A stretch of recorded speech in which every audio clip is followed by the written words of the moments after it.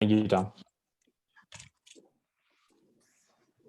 Really great speech, Sterling. Thoroughly enjoyed it.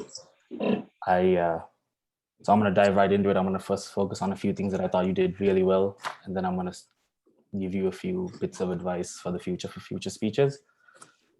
So the first thing was the question right at the start asking us if any of us had, I guess, experience running some sort of organization, audience engagement.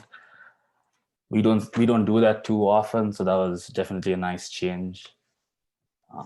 You presented quite a conversational vibe, right? It was very conversational, the whole speech, and that's something that I wasn't expecting, given that it was a leadership speech. But it makes sense in hindsight. As a leader, you want to connect with as many people as possible, and sometimes having that informal vibe helps a lot. So before, when I was preparing for this evaluation, I focused on three things that I thought all leaders should have. The first one was simplicity. Second one was, the ability to be empathetic. And the third one was the ability to delegate.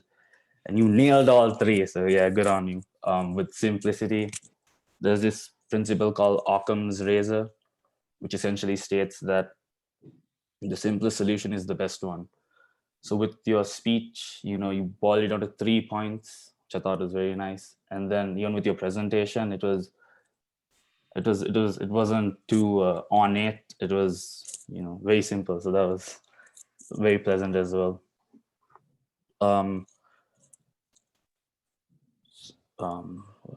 I also enjoyed how you compared your military experience to running a leadership organization. So essentially your military experience taught you what makes a great leader. You don't want to be doing what the military does.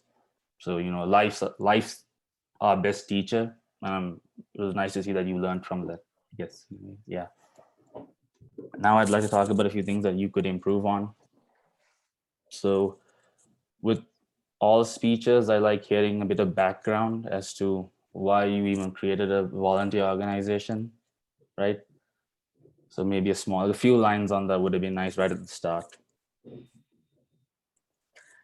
As much as I like the simplicity of the presentation, but it was kind of redundant in a way, because I think those are things that you could have just told us, spoken it, yeah, verbally.